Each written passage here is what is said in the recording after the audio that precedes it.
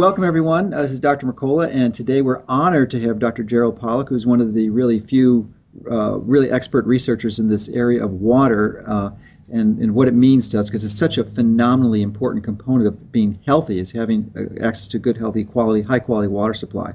So I'll let Dr. Pollack describe his academic credentials and his training. He's associated with the university. And so welcome, and Dr. Pollack, and why don't you let us know what your training credentials are? Okay, thanks. I'm a professor at the University of Washington. I'm in the bioengineering department. So I became interested in water, and we've been doing research in my laboratory at the University of Washington now for some 10 years on water. And the book that I wrote in 2001, it's called Cells, Gels, and the Engines of Life. It talks about the role of water in cell biology, and water is absolutely central. As I said, if you look at the textbook view says almost nothing about water in practically every organ in the body, and yet, as I said, we're at 99% water, so it doesn't make any sense. And what the book does is it brings to the fore the role of water. The central message of that book is if you really don't understand how water interacts with the components of the cell, you haven't a clue how the cell works. So that's what really got us started. And as I said, we've been doing research in that area now for 10 years, experimental research. And we found out much more than we ever expected to find out about water. And most people think, well, water, everybody knows everything there is to know about water. Well, I was shocked to find out that most people think that that's true. And those in the field know that it's absolutely not true, that we haven't a clue how water works. You think even in late 2010 that even at this stage that the leading edge of scientists like yourself really are still, we're just the tip of the iceberg in an understanding of what the foundational basics of water comprise? Absolutely right. At the foundational basis, we really don't understand it. So it's there all the time. It's the gift of the environment. Excellent. So I guess I'm interested in understanding, in having our listeners and viewers understand how this structure impacts on their own particular circumstances and health. Because we've all heard a lot about structured water, and actually many people who hear about it, at least in conventional circles, are relatively skeptical and doesn't even believe the concept exists, let alone that there's value to it. And and it becomes particularly important when we seek to introduce high quality water. You've told us that 99% of our body is water, and we have to obviously replenish that. We don't make it ourselves. And the real challenge that many of us have is to make sure that we have a supply of clean water, because of course we live in an industrial society and it's associated with so many contaminants. So that filtration process to clean the water supply frequently destructures the water, as I understand it. But how about the application of drinking structured water, and the importance of that is how that interacts with the water that's already in our system? Is that water integrated into our tissues, or does it go some sort of transformation before it, and how does that work? That's an open question, and my inclination at the moment is to say that if you're able to drink this kind of water, it will be good for your health.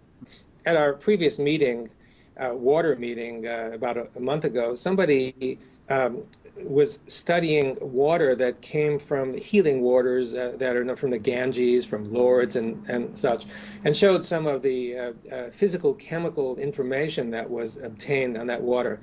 And what we noticed is that water shows the same sort of signature that this structured water does. In other words, there was a particular absorption of energy at a particular wavelength that's absolutely characteristic of the structured water.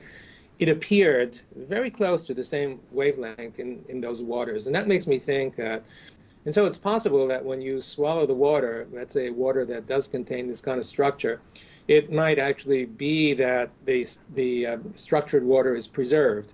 So if this structure is then absorbed into your intestines, then it's possible that it can be retained all the way into your cells.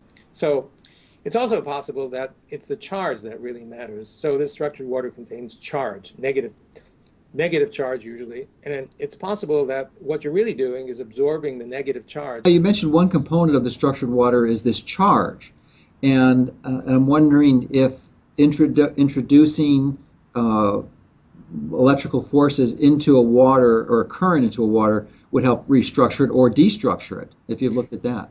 Yeah, I can do both. We have looked at that. And if you put a negative electrode right next to this structured water, the structured region grows. If you put a positive electrode, it diminishes. So the structured water is just filled with charge, and it's not free charge. It's charges that are fixed at points in a very tight matrix, something like a semiconductor. But it can build, and the source from which it builds is water, ordinary bulk water. So if you put an electrode in, a negative electrode, right associated with this negatively charged water, or negatively this structured water, the structure builds. It just adds more and more and more, and it can grow to enormous dimensions. So yeah, if you put the electrode in, it does work. It's a powerful effect. Part of it is skepticism, just like structured water. People aren't familiar with the concept and they think it's a bunch of hokey nonsense. Yeah. You don't really have the scientific understanding or the physics training to understand this. But, the free electrons are one of the most powerful antioxidants around. They can really neutralize many of the free radicals and such. But I had no concept prior to our discussion that it would also improve the structured water in your body, and even not just was free structured water, but the one that's integrated into our very cellular structure. I mean, it's just really a profound understanding. Let us see how this type of water affects human blood. The doctor is drawing blood from a patient's finger. Using a special microscope, we shall be able to see the condition of her body from this drop.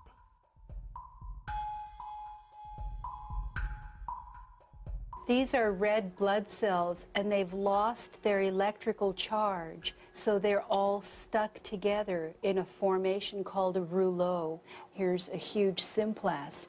Symplasts are associated with heart disease and arthritis and lung disease and many other conditions that could be coming in the future. The doctor asks the patient to drink a small amount of structured water. After 12 minutes, the doctor again draws blood from the patient and studies it. So you can see that the cells then become buoyant, they become slippery, and they have their electrical charge, so they repel each other. That allows them to carry oxygen, and it means that we're changing the pH of the blood back to an aerobic environment rather than an anaerobic environment. I think that's utterly amazing. That just drinking water could do that. Well, I want to go back to the structured water a little bit because it occurs to me that I kind of made some assumptions that many of our viewers or listeners may not appreciate, and that is that the benefits of structured water. I mean, it's obvious to me and many others. That's a good thing that structure, imposing additional structure into your own tissue or drinking structured water to improve it would be something beneficial and something we should strive for. But I'm wondering if you could provide your perspective on the benefits of this, or why this is something we may want to have more of in our life. This structure is absolutely critical. When we die, all of the structure is lost. But for us to live, we need to have this kind of water. And this water, as I mentioned, it has potential energy because it has order, which is a kind of potential energy, and it has charge separation, which is like any battery.